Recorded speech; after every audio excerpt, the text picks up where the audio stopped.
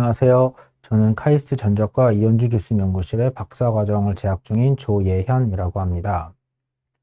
저는 2018년도에 학부과정으로서 이제 URP를 진행을 했는데요. 그 경험을 바탕으로 오늘 연구 아이디어 도출과 결과 보고서 작성에 대해서 좀 설명을 드리려고 합니다. 처음에는 일단 연구 아이디어 도출에 대해서 설명을 해드릴 건데요. 이미 잘 아시겠지만은 큰 틀에서 보면은 이제 연구 분야, 그 연구 분야 내에서 어떤 특정 문제를 제시를 하고 그 문제에 대해서 해결 방법, 그리고 그 해결 방법에 대한 어떠한 뭐 생물학적인 어떤 다른 기대 효과에 대해서 이렇게 차례대로 설명을 해드릴 겁니다. 그래서 일단 연구 분야 같은 경우에는 그냥 큰 틀에서 만약에 제 연구가 뇌 자극이다. 그러면 큰 틀에서 어떤 뇌 자극 기술들 소개를 하고 그 기술들에 대한 문헌 조사가 들어갈 거고요. 그 문헌 조사 내에서 이제 당연히 이제 선행 연구들, 어떤 연구들이 지금까지 진행해 왔는가, 그리고 그거에 대한 뭐 최신의 뭐 연구 트렌드, 연구 방향 이런 거를 이제 사수분과 이제 같이 진행을 하게 될 겁니다. 그래서 좀 자세히 설명을 드리자면 이제 저 같은 경우에는 저는 이제 뇌 자극 방법에 대해서 이제 연구를 진행했었는데요.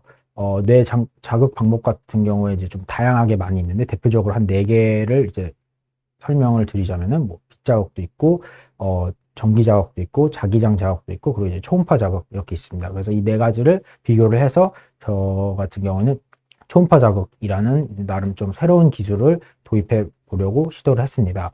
그래서 이것과 저는 이제 뭐 이 기술을 도입함으로써 어떠한 뭐 생물학적인 효과를 볼 수 있는가를 이제 좀 또 그 제 연구 분야 내에서 좀 봤을 때 이제 수면이 좀 재밌어 보이고 좀 해볼 수 있는 게 많은 것 같아가지고 좀 선택을 하게 됐습니다. 그래서 이제 이런 연구 분야에서 이런 식으로 뭐 기술 그리고 이제 기대 효과 이런 식으로 좀 포괄적으로 좀 선택을 한 후에 이제 이 분야를 좀 더 자세히 깊숙이 공부를 한 후에 좀 문제 제시를 하게 되는데요. 이것 또한 이제 문헌 조사를 통해서 진행을 하게 됩니다. 그래서 뭐 제가 선택한 뭐 초음파 기술에 대해서 선행 연구를 좀 조사를 하게 되고 특히 이제 서론에 있는 뭐 내용으로 이제 좀 주로 이제 공부를 하게 됩니다. 저 같은 경우에는 동물 실험의 중요성 그리고 이 동물 실험을 진행했을 때 생기는 문제들에서 이제 어떻게 해결할지를 이제 그런 플로로 정했는데요. 일단 동물 실험을 진행을 했을 때 동물들은 사람들보다 훨씬 더 작기 때문에 시스템들이 다 훨씬 더 다 맞춤형으로 작아져야 됩니다. 그래서 이 부분을 저는 이제 해결할 그 문제로 삼았고요. 이거를 문제를 이제 해결할 때 이제 램지 기술이라는 거를 좀 도입을 해가지고 해결을 하려고 했습니다. 그러면은 이제 뭐 램지 기술이라는 걸 도입을 했을 때 이것 또한 이제 문헌 조사가 먼저 들어가야 되는데요. 왜 그러냐면요. 그 램지 기술이라는 걸 사용했을 때 램지 기술에 대해서 좀 공부를 해야 되고 그리고 그 기존에 램지 기술을 사용한 적이 있는지 선행 연구도 좀 어느 정도 스터디가 필요합니다.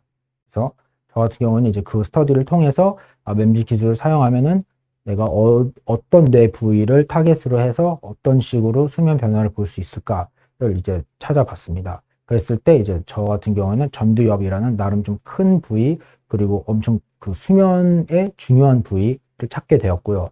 여기를 자극을 하면은 이제 수면을 어떻게 분석할지는 이제 뇌파 분석, 정기적인 신호를 통해서 수면의 질 개선과 뭐 수면 변화 이런 거를 이제 보기로 했습니다. 그리고 이제 마지막으로 이런 식으로 연구를 진행했었을 때 최종적으로 내 연구가 뭐 사회나 아니면 학계에 어떠한 영향을 미칠지에 대해서 한번 생각을 해봐야 되는데요. 내 연구가 항상 중요하다고 생각을 하고 진행을 해줘야 됩니다.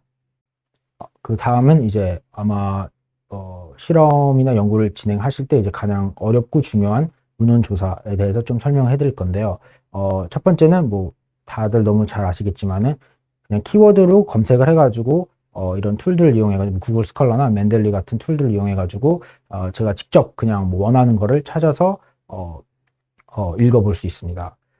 근데 아마 처음에 연구를 시작하시면은 이런 식으로 먼저 그냥 백지 상태에서 검색을 해가지고 찾아보는 것보다는 이제 사수분께서 이제 먼저 좀 대표 논문들을 좀 주실 겁니다. 그럼 이거를 통해서 다양한 다른 논문들도 접근해 할 수도 있고, 그리고 이 대표 논문들을 통해서 기본적으로 이 어떤 특정 연구 분야에 대해서 좀 알아갈 수 있습니다. 그래서 주로 이제 이런 논문들을 받으면은 이제 서론에 이제 보이시는 대로 서론에 그 배경 설명이 이제 많이 들어가게 됩니다. 그래서 그때 이제 참고 문헌들이 이렇게 사이사이에 많이 들어갑니다. 그래서 이거를 통해서 참고 문헌들을 통해서 이 연구 분야에 대해서 조금 더 알아갈 수 있고, 그리고 이 참고 문헌들을 통해서 또 다양한 다른 연구 분야에 대해서도 좀 알아갈 수 있습니다. 조금 더 자세히 설명해 드리자면요. 저 같은 경우에는 이제 어떠한 최근에 발표된 대표 논문을 딱 받으면은 그거를 이제 어느 정도 읽어보고, 물론 100% 이해는 안 됩니다. 그러면은 그 서론에 있는 참고 문헌들을 더 읽으면서 이 분야에 대해서 조금 더 이제 이해를 이제 하게 되고요. 그 상태에서 이제 다음 단계로 넘어가면은 이제 주로 이제 조금 어느 정도 된 연구 분야라면은 리뷰 논문이라는 게 좀 어느 정도 있을 겁니다. 이 리뷰 논문은 이 연구 분야에 이제 뭐 10년, 뭐 5년 사이에 나온 논문들을 바탕으로 이 연구 분야를 전반적으로 좀 설명을 해주는 트렌드도 설명해주고, 그리고 그냥 정리도 한번 해주고 이러는 개념의 논문들인데요.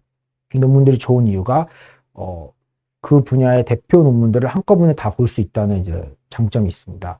그래서 그 분야에 대해서 기본적인 요약도 할 수 있고, 그리고 그 분야에 대해서 특정 어떤 중요한 포인트들, 뭐 어떠한 특정 파라미터라든지 기술이라든지 이런 거를 또 따로 설명해 주는 리뷰 논문들도 있습니다. 그래서 리뷰 논문들을 통해서 이제 다른 이제 비교되는 분야들도 좀 접해 볼 수도 있고요. 그리고 내 분야에 있는 대표작들 한 번에 이제 쫙 비교를 하면서 볼 수가 있습니다. 그래서 그 안에서 또 나에게 관심이 가는, 아니면 좀 재밌어 보이는 논문을 또 이제 선택을 해가지고 그걸 좀 더 깊숙이 읽어볼 수가 있습니다.